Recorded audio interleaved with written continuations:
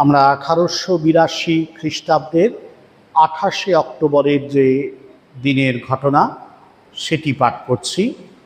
সিথির ব্রাহ্ম সমাজে শ্রীরামকৃষ্ণ এসছেন, সেই দিনের ঘটনা। অদৃষ্টপূর্বম ঋষিতোস্মি দৃष्ट्वा ভয়েন চ প্রাব্যথিতং মনো মে তদেব মে দর্শয় দেবরূপম প্রসীদ দেবেশ জগন্নিবাস। ভগবদ্গীতার 11 অধ্যায়ের এই শ্লোকটি অর্জুন ভগবানকে স্তুতি করে বলছেন। যখন ভগবান তাকে বিশ্বরূপ দেখালেন, বিশ্বরূপ দর্শন যোগ সেটি, সেই অতি ভয়ানক যে রূপ, সেই রূপটি তিনি দর্শন করলেন। অত্যন্ত কখনো কখনো সেটিকে উগ্র বলে তার মনে হচ্ছে, সেইগুলো তিনি দেখলেন। দেখার পরে তিনি ভগবানের ওই ঐশ্বর্য দর্শন করে, ওই ভয়ানক বিভূতি দর্শন করে তখন তিনি বলছেন যে এই যে অদৃষ্টপূর্ব রূপ, সেই রূপটি আমি দর্শন করলাম এবং এতে আমার কখনো কখনো মন ভয়ে প্রব্যথিত হচ্ছে। সুতরাং তোমার যে নিজের রূপ, আসল রূপ, সেটি আমায় দেখাও, যেটা আমি সবসময় দেখি, এবং যাতে কিনা আমার মনের এই ভয় দূরে যায়, আমি প্রসন্নতা লাভ করতে পারি। এটাই ভগবানের কাছে তার আসল প্রার্থনা, যে এত দুর্দর্শ, এত ভয়ানক যে রূপ, সেটি দেখে তিনি সহ্য করতে পারছেন না। সুতরাং যদি এমন একটা রূপ ভগবান তাকে দেখাতে পারেন, যে রূপটা সুন্দর, মাধুর্য সম্পন্ন, সেটি হলে তার সুবিধা হবে। ভগবানের যে ভয়ানক রূপ, সেটা আমরা সহ্য করতে পারি না। স্বামীজি তার নাচুক তাহাতে শ্যামা কবিতায় বলেছেন যে মুন্ডমালা, মহাকালীর বর্ণনা দিচ্ছেন, মুন্ডমালা পরায় গলায় ভয়ে ফিরে চায়, নাম দেয় দয়াময়ী। বলছেন এমনিতে মায়ের গলায় মুন্ডমালা পরিয়ে গিয়েছে, মা তো সেই ভয়ানক খড়গ নিয়ে হাজির, এবং খড়গ শুধু নয়, খড়গ দিয়ে যতগুলো মানুষের মুন্ডু কেটেছেন, সেই সমস্ত মুন্ডুগুলো দিয়ে একটা মালা করেছেন, মালা করে মা পড়েছেন এবং মায়ের সেই রূপকে আরাধনা করতে বসেছে। কিন্তু মন তো ভয়ে ব্যাকুল, সেই জন্য সে তখন মাকে বলছে, যে মা মুন্ডমালা পরেছেন গলায়, খড়গ হাতে দাঁড়িয়ে আছেন, তাকে সে নাম দিচ্ছে দয়াময়ী। বলছেন ভয় পাচ্ছে, তাকে নাম দিচ্ছে দয়াময়ী, যে মা অন্যের মুন্ডু কেটেছো কাটো, আমার মুন্ডুটা কেটো না, আমার প্রতি দয়া করো। এরকম একটা যেন ভাব আর কি। যাই হোক, এটার অবশ্য অন্য ব্যাখ্যাও হয়। ভগবানের, ঈশ্বরের এই যে অত্যন্ত দুর্দর্শ রূপ, ভয়ানক রূপ, সেটি সবসময় আমাদের সহ্যের মধ্যে থাকে না, আমরা অনেক সময় সহ্য করতে পারি না। সেটিই বলছেন এখানে। শ্রীরামকৃষ্ণ, শিবনাথ প্রমুখরা যারা সিথির ব্রাহ্ম সমাধি উপস্থিত হয়েছেন, তাদেরকে এই শাস্ত্রীয় বাক্যটি অন্যভাবে বোঝাচ্ছেন। হ্যাঁ গা, তোমরা ঈশ্বরের ঐশ্বর্য অত বর্ণনা করো কেন? আমি কেশব সেনকে ওই কথা বলেছিলাম। একদিন তারা সব ওখানে গিয়েছিল। আমি বললুম, তোমরা কীরকম লেকচার দাও আমি শুনব। তা গঙ্গার ঘাটের চাঁদনিতে সভা হলো, আর কেশব বলতে লাগলো। বেশ বললে, আমার ভাব হয়ে গিয়েছিল। পরে কেশবকে আমি বললুম, তুমি এগুলো এত বলো কেন? হে ঈশ্বর, তুমি কি সুন্দর ফুল করিয়াছ, তুমি আকাশ করিয়াছ, তুমি তারা করিয়াছ, তুমি সমুদ্র করিয়াছ। এইসব যারা নিজে ঐশ্বর্য ভালোবাসে, তারা ওই ঈশ্বরের ঐশ্বর্য বর্ণনা করতে ভালোবাসে। যখন রাধাকান্তের গয়না চুরি গেল, সেজবাবু রাসমণির জামাই রাধাকান্তের মন্দিরে গিয়ে ঠাকুরকে বলতে লাগলো, ছি ঠাকুর, তোমার গয়না, তুমি তোমার গয়না রক্ষা করতে পারলে না। আমি সেজবাবুকে বললাম, ও তোমার কি বুদ্ধি? স্বয়ং লক্ষ্মী যার দাসী পদসেবা করেন, তার কি ঐশ্বর্যের অভাব? এই গয়না তোমার পক্ষেই ভারী একটা জিনিস, কিন্তু ঈশ্বরের পক্ষে কতকগুলো মাটির ডেলা। ছি, অমন হীনবুদ্ধির কথা বলতে নাই। কি ঐশ্বর্য তুমি তাকে দিতে পারো? তাই বলি, যাকে নিয়ে আনন্দ হয় তাকেই লোকে চায়। তার বাড়ি কোথায়, কখানা বাড়ি, কটা বাগান, কত ধনজন, দাস দাসী, এ খবরে কাজ কি? নরেন্দ্রকে যখন দেখি তখন আমি সব ভুলে যাই। তার কোথা বাড়ি, তার বাবা কি করে, তার কটি ভাই, এসব কথা একদিন ভুলেও জিজ্ঞাসা করি নাই। ঈশ্বরের মাধুর্য রসে ডুবে যাও। তার অনন্ত সৃষ্টি, অনন্ত ঐশ্বর্য, অত খবরে আমাদের কাজ কি? আবার সেই গন্ধর্ব নিন্দিত কণ্ঠে সেই মধুরিমা পূর্ণ গান, ডুব ডুব ডুব ডুব সাগরে আমার মন, তলাতল পাতাল খুঁজলে পাবি রে প্রেম রত্নধন। খুঁজ খুঁজ খুঁজ খুঁজলে পাবি হৃদয়ে মাঝে বৃন্দাবন। দীপ দীপ দীপ জ্ঞানের বাতি জ্বলবে হৃদয় অনুক্ষণ।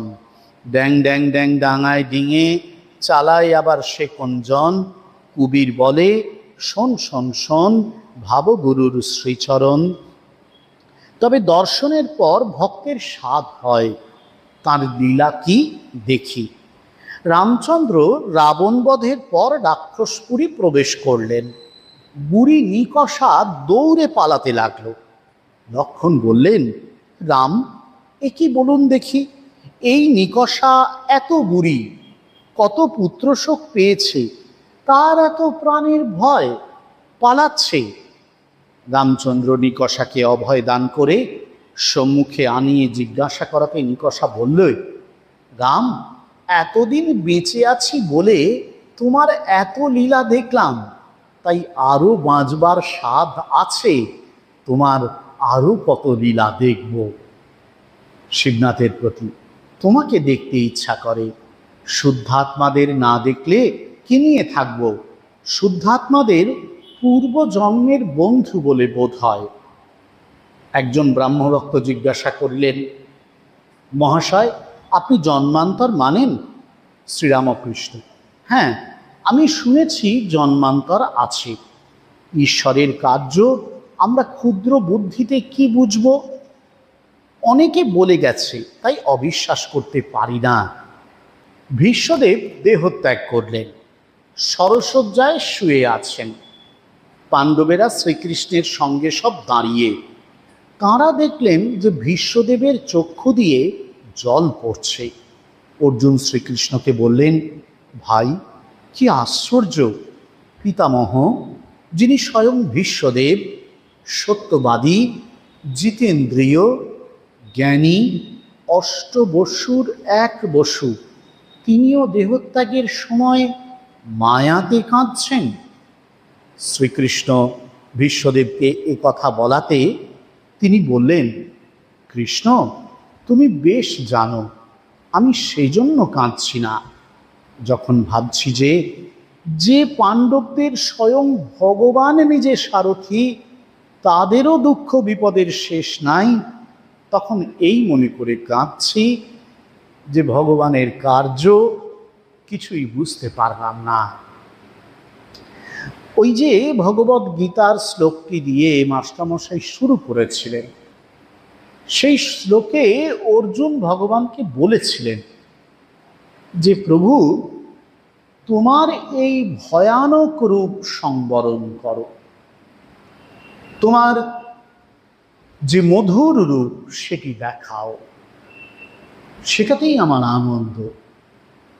তুমি কত কি করতে পারো, সৃষ্টি করতে পারো, ধ্বংস করতে পারো, একে তুমি মারতে পারো, ওকে তুমি মারতে পারো, এত কিছু আমার জানার দরকার নেই। বিখ্যাত নজরুল গীতিতে আছে, আপনারা জানেন, ওরা গানটা শুরু হচ্ছে অরুণকান্তিকে যোগী ভিখারিত বলে। সেখানে আছে, সম্বর সম্বর মহিমা তব, হে ব্রজেশ ভৈরব আমি ব্রজবালা। বলছেন, এই যে তোমার ঐশ্বর্যময় রূপ, তার ঠিক আছে, তার অনেক ব্যাপার আছে, তুমি এই ঐশ্বর্য দিয়ে, তোমার বিভূতি দিয়ে, তোমার ক্ষমতা দিয়ে তুমি অনেক কিছু করো, ঠিক আছে। তা আমার তো অত সব কিছুতে দরকার নেই। আমি তোমাকে ভালোবাসি, আমি তোমার সেই মধুর প্রসন্ন রূপটুকু চাই, ওটাই আমার সব। তুমি কাকে মারলে, কাটলে, ধরলে, কি রক্ষা করলে, কি ভাঙলে, সে নিয়ে আমার কি হবে? সেই জন্য তোমার ওই যে আসল মধুর রূপ, যেটা দেখে আমি প্রসন্ন থাকতে পারবো, আশ্রয় দানকারী রূপ, সেটি তুমি দেখাও। এটি অর্জুন বলেছিলেন। আসলে এই শাস্ত্র বাক্যটিকেই অন্যভাবে ঠাকুর আমাদের সামনে তুলে ধরলেন। শিবনাথ বা ব্রাহ্ম সমাজের যারা, তাদের যে উপাসনা পদ্ধতি, সেই উপাসনা পদ্ধতিতে সগুণ ঈশ্বরের ধারণা আছে। সগুণ ঈশ্বর মানে সগুণ ব্রহ্মের ধারণা। সগুণ ব্রহ্ম মানে মানে ঈশ্বরকে তারা ঈশ্বরের কাজ দিয়ে বোঝেন, ঈশ্বরের গুণ দিয়ে বোঝেন। দেখবেন আমরা সাধারণত আমাদের পরিচিত মহলে আমরা একে অপরকে বোঝবার চেষ্টা করি কি দিয়ে? আমাদের কোনো একটা গুণ দিয়ে। হ্যাঁ, ওই লোকটা না খুব ভালো, দয়াবান, দয়াময়, ওই লোকটা খুব কড়া। আমরা বলি না, খুব গালাগালি দেয় বাবা, খুব বকাবকি করে, খুব নরম সফট টাইপের, খুব সুন্দর কথা বলো। নানান রকমভাবে দেখবেন আমরা সংসারে সব মানুষকেই চিনি বা মনে রাখি তাদের এক একটা দুটো তিনটে চারটে পাঁচটা কোয়ালিটি দিয়ে। মানে পজিটিভ হতে পারে, নেগেটিভ হতে পারে। সবসময় পজিটিভ কোয়ালিটি দিয়ে মনে রাখি তা নয়, নেগেটিভ কোয়ালিটি দিয়েও মনে রাখি। আমার মনে পড়ে আমাদের যখন স্কুলে পড়তাম, আমাদের মাস্টারমশাই একজন খুব সুন্দর বলতেন ক্লাসে, বলছেন এই যে তোমরা বসে আছো, খুব পুরোনো মাস্টারমশাই ছিলেন, খুব ভালো মাস্টারমশাই, খুব ভালো পড়াতেন। আর মাঝে মাঝে ছেলেগুলো ওনার কথা শুনতো না, মানে উনি একটু বয়স হয়ে গেছে, রিটায়ারমেন্টের টাইম চলে এসেছে, পড়াতেন খুব ভালো। আর মাঝে মাঝে কিছু ছেলে তো থাকেই ক্লাসে সবসময় একটু দুষ্টুমি করে। তো উনি যখন আর কিছুতেই সামলাতে পারতেন না, তখন উনি বলতেন, শোনো শোনো, তোমাদের একটা কথা বলি, এই যে তোমাদের যারা রয়েছ, তাদের মধ্যে কয়েকজন পরিচিত হবে রাম রূপে, কয়েকজন পরিচিত হবে রাবণ রূপে, কয়েকজন পরিচিত হবে বিভীষণ রূপে, কয়েকজন কুম্ভকর্ণ রূপে, কয়েকজন বাঁদর রূপে, বলে কয়েকজন রাক্ষস রূপে। উনি অনেকগুলো রূপ ছাত্রদের মধ্যে প্রচার করে দিতেন আর কি। মানে এক একজনের এক এক কোয়ালিটি, সবটাই পজিটিভ হবে না, এটাই হচ্ছে ওনার বলার তাৎপর্য ছিল। তো যাই হোক, মানে আমরা সংসারে মানুষকে এইরকম নানান রকম কোয়ালিফায়ার, বিশেষণ দিয়ে, তাদের গুণের ভিত্তিতে নানান রকম ইতিবাচক নেতিবাচক বিশেষণ দিয়ে বোঝবার চেষ্টা করি। এবং যখন আমরা ঈশ্বরকে বোঝবার চেষ্টা করি, তখনও কিন্তু তাকে এই বিশেষণ দিয়ে বোঝবার চেষ্টা করি। নিরাকার, নির্গুণ, অরূপ ঈশ্বর ব্রহ্মের যে ধারণা, সে তো সহজে আমরা করতে পারি না। শাস্ত্র বলেছেন, সাধকানাম হিতার্থায় ব্রহ্মণো রূপকল্পনা। সাধকদের হিতের জন্যই ব্রহ্মের এই রূপকল্পনা। ঠিক কথাই। আমরা সাধারণ স্তর থেকে যখন ব্রহ্মকে উপলব্ধির চেষ্টা করি, বুদ্ধি দিয়ে, যুক্তি দিয়ে বোঝবার চেষ্টা করি, তখন আমরা তার কিছু রূপ কল্পনা করি, গুণ কল্পনা করি। এটিকেই আমাদের শাস্ত্র বলেছেন সগুণ ব্রহ্মের কল্পনা। এই জন্যই অবতারাদির কল্পনা আমাদের করতে হয়েছে, বা অবতারাদি এসছেন পৃথিবীতে। আমরা বিভিন্ন এই যে প্রতীক পূজা, প্রতিমা পূজা করি, একই কারণ। এটি আমাদের মূল লক্ষ্য, সেটি এখানে বলা হচ্ছে। এবার এই যে আমরা কোয়ালিটি দিয়ে বোঝবার চেষ্টা করি, সগুণ গুণ দিয়ে বোঝবার চেষ্টা করি, সেটার দুটো পথ আছে। একটা পথে তার ঐশ্বর্য রূপ, আরেকটা পথে তার মাধুর্য রূপ। ঐশ্বর্য রূপ মানে হচ্ছে তার যে বিভিন্ন কার্যাবলী, তিনি যে বিভিন্ন কাজগুলো করেন, সেইগুলোর মাধ্যমে তার বোঝার চেষ্টা। আর মাধুর্য রূপ মানে তার নিজস্ব চরিত্রের যে স্বয়ং স্বতঃস্ফূর্ত বৈশিষ্ট্যগুলো, যেগুলো তার কাজ ছাড়াও তার মধ্য দিয়ে বোঝা যেতে পারে। তিনি আসছেন, তিনি বসে আছেন, ব্যাস তাতেই বোঝা যাচ্ছে। খুব সুন্দর এটি ঘটনা আছে, আপনারা জানেন যে নরেন আসছে দক্ষিণেশ্বর, শ্রীরামকৃষ্ণ দিনের পর দিন কথা বলছেন না, এরকম বেশ কিছুদিন টানা হয়েছে। তারপর ঠাকুর একদিন নিজেই জিজ্ঞাসা করেছেন নরেনকে, কিরে আমি তো কিছুই কথা বলি না, তবু তুই যে আসছিস? তখন নরেন বলছে যে আপনাকে ভালো লাগে তাই আসছি। এই যে তাঁকে দেখতে ভাল লাগছে, দ্যাট ইজ সাফিসিয়েন্ট। তার কথা শোনাটা সেকেন্ডারি, তার মধ্য থেকে স্বতঃস্ফূর্তভাবে প্রকাশিত হচ্ছে। রবীন্দ্রনাথের একটি অতি পরিচিত কবিতা, ছোটবেলায় আপনারা আমরা সবাই পড়েছি, নগরলক্ষ্মী। সেখানে বুদ্ধদেবের ছবি এঁকেছেন রবীন্দ্রনাথ। নির্বাক সে সভাঘরে স্তিমিত, নির্বাক সে সভাঘরে, ভুলে যাচ্ছি এটা বলে, মানে বুদ্ধের করুণ আঁখি দুটি সন্ধ্যা তারা সমরহে ফুটি। যে বুদ্ধ বসে রয়েছেন, তার চোখটা তাকিয়ে মনে হচ্ছে সন্ধ্যা তারার মতন সেই চোখ ফুটে উঠছে। ব্যাস, সভা কিন্তু নির্বাক, আর কেউ কোনো কথা বলছে না। বুদ্ধ কত দয়াময়, কত কি, সেসব নেই। তার যে অপূর্ব রূপ, বা তার মধ্য থেকে, রূপ মানে স্বতঃস্ফূর্তভাবে তার ব্যক্তিত্বের যে প্রভাব বিকশিত হচ্ছে, তার দ্বারাই, এটিও নিশ্চয়ই একটি গুণ, এটিও ধর্ম, কিন্তু এটিকেই বলা হচ্ছে মাধুর্য।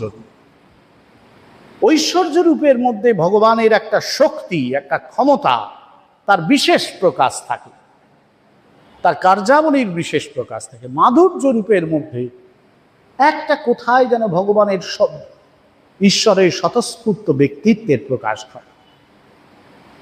ঠাকুর শিবনাথ দেব বলছেন যে এই যে দুটো ধারায় সগুণ ব্রহ্মের উপাসনা চলে, তার মধ্যে ব্রাহ্ম সমাজ মুখ্যত ওই ঐশ্বর্যের দিকটাকে গুরুত্ব দিয়েছে, যে ভগবান এই সৃষ্টি করেছেন, সুন্দর ফুল, সুন্দর সমুদ্র, মানে ধ্বংস করবে না, না তা না, এটা হচ্ছে তার ওই বিভিন্ন কাজের দিক থেকে দেখা হচ্ছে।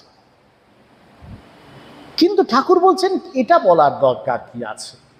তিনি দয়াময়, তিনি শক্তিশালী, তিনি জ্ঞান সর্বজ্ঞ, এসব বলার দরকার কি আছে? আমরা ঈশ্বরের মাধুর্য রসে বরং ডুবে যাই। খুব সুন্দর বলছেন, নরেন্দ্রকে দেখে কি জিজ্ঞাসা করবো তার বাড়ি কোথায়, কটা বাড়ি, বাবা কোথায়, কি করেন, দরকার নেই। দেখে ভালো লাগে, ব্যাস। ভালোবাসা ভালোবাসার জন্যই, সে অন্য কিছুর অপেক্ষা করবে না। এটি হচ্ছে পরাভক্তির সংজ্ঞা। পরাভক্তির সংজ্ঞায় সেই জন্য বলা হচ্ছে পরম প্রেম রূপ। পরম প্রেম, এই ভালোবাসা সাধারণ ভালোবাসা নয়। সাধারণ ভালোবাসা দেনা পাওনার অপেক্ষা করে, কিছু আছে কিনা তার অপেক্ষা করে, যে হ্যাঁ ওর যদি এটা থাকে তাহলে ওকে ভালোবাসা যাবে। হ্যাঁ, কিন্তু পরম প্রেম সে কিছুর অপেক্ষা করে না সংসারে। এইখানেই সাধারণ সাংসারিক প্রেমের সঙ্গে ভক্তির যে পরম প্রেম, তার হচ্ছে পার্থক্য। ঈশ্বরকে আমরা যে ভালোবাসি, সে ভালোবাসা ঈশ্বরকে ভালোবাসার জন্যই। এটা যদি আমরা করতে পারি যে ভগবানকেই আমরা ভালোবাসবো, অন্য কিছু নয়, ভগবানকে ভালোবাসার জন্যই ভালোবাসি। তার কি আছে, তিনি কি করতে পারেন, ঠিক আছে, সে পরের ব্যাপার। আগে তো তাকে ভালোবাসি, আগে তো তার কাছে এসে শান্তি পাই, আনন্দ পাই, সেটা হচ্ছে সবার আগে। এখন বক্তব্য হচ্ছে কেন যে ভগবানকে এই কুণ্ঠাহীন ভালোবাসাতেই আমরা গ্রহণ করব, কেন ঈশ্বর্য রূপে কেন করব না? তার কারণ বলতে গিয়ে ঠাকুর বলছেন যে তার হচ্ছে অনন্ত ঐশ্বর্য, তার ঐশ্বর্যের কোনো অভাব নেই, অনন্ত ঐশ্বর্য, শেষহীন ঐশ্বর্য। তিনি কত কিছু করতে পারেন সেটা আমার ক্ষুদ্র বুদ্ধিতে ধারণা হবে না। কত কিছু তিনি, আমি চোখের সামনে দেখছি তিনি সৃষ্টি করেছেন, ধ্বংস করেছেন। সৃষ্টি ধ্বংসের পরে আরো কিছু হতে পারে, আমি জানিই না। এটা তার ব্যাপার, এটা তার জগৎ, সেখানে আমার কোনো প্রবেশাধিকার নেওয়ার দরকারই নেই। আমি তাকে ভালোবাসি, তাকেই ভালোবাসি, তাকেই ভালোবাসি। ভগবান কি চান, কি করবেন, কি করবেন না, এসব নিয়ে আমার তো দরকার নেই। নিকষা বুড়ির গল্পটা বলছিল ওই কারণে যে নিকষা সে পালিয়ে যাচ্ছে, লক্ষণ বুঝতে পারেনি, লক্ষণ ভেবেছিল ভয় পালিয়ে যাচ্ছে। নিকষা বলছে না, এতদিন বেঁচে আছি বলে প্রভু তোমার লীলা দেখতে পেয়েছি, আরো বেঁচে থাকতে চাই, তোমার আরো লীলা দেখব। এই লীলা রসে মগ্ন হওয়ার আস্বাদন, এত লীলা দেখব, এটা তো ভক্তের এক চাহিদা। ভক্ত লীলা দেখতে চায়, সে লীলায় অংশ নিতে চায়, এটা একটা দিক। দ্বিতীয় দৃষ্টান্তটাই বলছেন, তাকে যে তিনি বলেছিলেন জন্মান্তর প্রসঙ্গ। একজন ভক্ত জিজ্ঞেস করলেন, জন্মান্তরে আপনি বিশ্বাস করেন? ঠাকুরের স্পষ্ট উত্তর, আমি শুনেছি জন্মান্তর আছে, হ্যাঁ, অনেকে বলে গেছে তাই অবিশ্বাস করতে পারি না। ঈশ্বরের কার্য ক্ষুদ্র বুদ্ধিতে কিভাবে বুঝবে? জন্মান্তরটাও ঈশ্বরেরই লীলা, তার কাজ। অনেকে বলে গেছেন, বিশ্বাস করছি। এখন বিচার করে বলতে পারবো না, বিচার করারও দরকার নেই। কেন? বলছেন ঈশ্বরকে পেতে গেলে এই বিচার টিচার দিয়ে হবেটা কি? তার লীলা রসে শুধু মগ্ন হওয়া, তার লীলা শুধু দেখে যাওয়া। এখানে ভীষ্মের প্রসঙ্গ, অদ্ভুত অদ্ভুত প্রসঙ্গটি মহাভারতে আছে। বিশ্বদেব সরসজ্জায় শুয়ে সবাই এসেছেন মহামতি ভীষ্মের কাছে, ভগবান কৃষ্ণ সহ। যুদ্ধ শেষ হয়ে গেছে, পাণ্ডবদেরও ক্ষতি হয়েছে, কষ্ট হয়েছে, কত স্বজনকে হারাতে হয়েছে, অভিমন্যু চলে গেছে, কত কষ্ট তাদের হয়েছে। মহামতি ভীষ্ম কাঁদছে। অর্জুন ভেবেছেন মহামতি ভীষ্ম বোধহয় মৃত্যুর ভয়ে কাঁদছে, শরীর ছেড়ে দিতে হবে বলে কাঁদছেন, মায়া আসক্তিতে। কৃষ্ণ বলছেন না। ভীষ্মকে জিজ্ঞাসা করছেন, মানে ভীষ্মের অসাধারণ উত্তর। বলছেন তোমার লীলা এখনো কিছু বুঝতে পারলাম না। স্বয়ং ভগবান যার সারথি, সেই পাণ্ডবরা এত দুঃখ ভোগ করে কি করে? ভগবান তো দুঃখ ত্রাতা, ভগবান তো আমাদের জীবন থেকে দুর্যোগ দুঃখ সরিয়ে দেন। এই জন্যই তো আমরা ভগবানকে ডাকি। সাধারণ মানুষ আমরা ভগবানকে ডাকি কেন? শোক থেকে মুক্ত করবেন, দুঃখ থেকে মুক্ত করবেন, কষ্ট থেকে মুক্ত করবেন। মহামতি ভীষ্ম বলছেন তাই যদি হয় তাহলে পাণ্ডবদের এই দশা কেন? পঞ্চপুত্রকে অশ্বত্থামা খুন করে দিল, করেছিল না? নিষিদ্ধ রাতে গিয়ে অভিমন্যু মারা গেল, এত স্বজনকে হারালো তারাও। কেন তাদের এই দুঃখ? রাস্তায় রাস্তায় ঘুরতে হয়েছে, লুকিয়ে ঘুরতে হয়েছে, কেন? ভগবান তো তাদের সারথি। এই কেন উত্তর নেই, এই কেন কোনো উত্তর নেই। তাই মহামতি ভীষ্ম কাঁদছেন, বলছেন আমি ঈশ্বরের লীলা কিছুই বুঝতে পারলাম না। কেন তিনি করেন? তিনি ভাঙেন, তিনি গড়েন। নজরুলের গানে আছে না, খেলিছয়ে বিশ্বলয়ে, আছে না, খেলিছয়ে বিশ্বলয়ে বিরাট শিশু আনু মনে, নিত্য তুমি হে উদার, সুখে দুঃখে অবিকার, ভাঙিছ গড়িছ নীতি আপন মনে, নিরজনে প্রভু নীরব। তুমি ভাঙছ করছো কেন? আমরা তার উত্তরই খুঁজে পাই না। আমরা সুখে পাগল পারা হয়ে যাই, উচ্ছ্বাসে ভেঙে পড়ি, আমরা দুঃখে বিমূঢ় হয়ে যাই, শোকেও ভেঙে পড়ি। ভগবান সেটাই পাঠিয়েছেন আমাদের জন্য, এটা আমরা বুঝতে পারি না। কিন্তু এও ভগবানেরই লীলা। সবাইকে, সংসারের সবার জন্য এই কাজ তিনি করছেন। কেন? তার কোনো উত্তর নেই। স্বামীজির একটি বিখ্যাত কবিতা আছে, দ্য কাক, তার বাংলা করা হয়েছে পান পাত্র। স্বামীজি লিখছেন, এই তব পান পাত্র, সৃষ্টির উন্মেষ হতে এ পাত্র রচনা। জানি জানি এ পানীয় কালকূট ঘোর, তোমারই মন্থিত সুরা যুগ যুগান্তে, বাসনা বেদনা ভ্রান্তি দূর দূরান্ত। এই তব পথ, পদে পদে অবিশ্রান্ত উপল সংঘাত, এ আমারই দান। দিয়েছি বন্ধুরে তব স্নিগ্ধ স্বচ্ছ পথখানি সানন্দ যাত্রা, তোমারই মতন সেও পাবে বক্ষে মোর পরম আশ্রয়। তোমারে চলিতে হবে এই পথ ধরে, এ নির্মম নিরানন্দ নিঃসঙ্গ সাধন আর কারো তরে নয়। এ শুধু তোমার, মোর বিশ্ব রচনায় আছে তারও স্থান। এ ভগবানেরই দান। কেন তিনি দিয়েছেন এই প্রশ্ন করাই যায় না, করেও কোনো পুণ্য পাওয়া যায় না। যুগ যুগ ধরে মানুষ চেষ্টা করেছে যে কেন ভগবান দুঃখ দিলেন, কেন ভগবান সুখ দিলেন। আমাকে সুখ দিলেন, ওকে দুঃখ দিলেন, বা বিপরীত, ওকে সুখ দিলেন, আমাকে দুঃখ দিলেন। কেন? মানুষ শুধু প্রশ্ন করেই যায়, উত্তর কিছু পায় না। এই জগৎ লীলা, এই ঈশ্বরের লীলা। তাহলে এর থেকে মুক্তির উপায় নেই? আছে।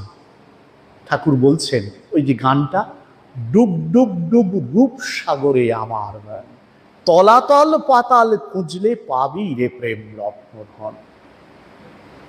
রূপসাগরের সামনেটা দেখলে চলবে না। আমরা রূপসাগরের সামনেটা দেখি সবাই, তাই সুখ আসে, দুঃখ আসে, আনন্দ আসে, বেদনা আসে, আমরা মগ্ন থাকি। সাধক গায়ক বলছেন, ডুব ডুব ডুব, ওই রূপসাগরের ভেতরে যেতে হবে। সেই তলাতল পাতালে ভগবত প্রেম রূপ রত্নধন আছে। সেটি যদি পাওয়া যায়,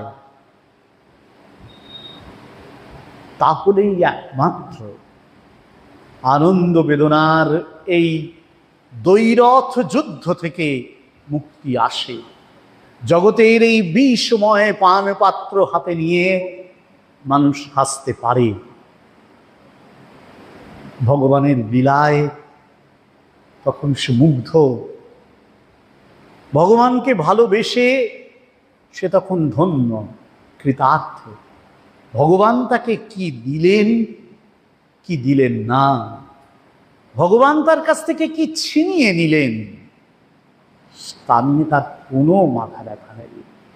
ভগবানকে ভালোবেসেই তার আনন্দ, সে আনন্দেই তার প্রাণ ভরপুর থাকে। ঠাকুর বলছেন এটাকেই ভগবানের মাধুর্য রসে ডুবে যাওয়া। তিনি অপূর্ব প্রেমময়, সেটুকুনি বোঝার চেষ্টা করা, আর কিচ্ছু বুঝতে পারল না। মায়ের জীবনী লিখতে বলা হয়েছিল স্বামী শারদানন্দজি মহারাজকে।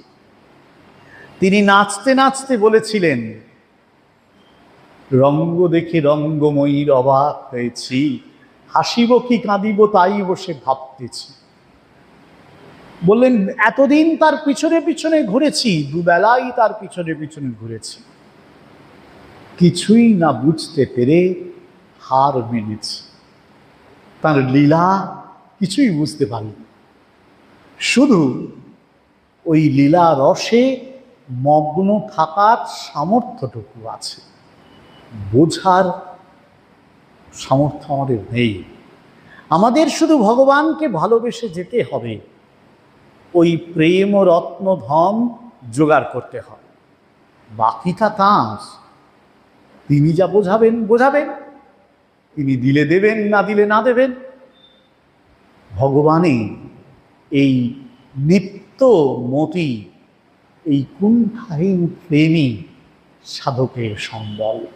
প্রশ্নহীন ভালোবাসাই ভগবানের চাওয়া ভক্তের কাছে, ওইটুকুই ভক্তের দেওয়া ভগবানের জন্যে। আজ অবধি থাকুক। ওম শান্তি শান্তি শান্তি। হরি ওম তৎসৎ। শ্রীরামকৃষ্ণার্পণমস্তু।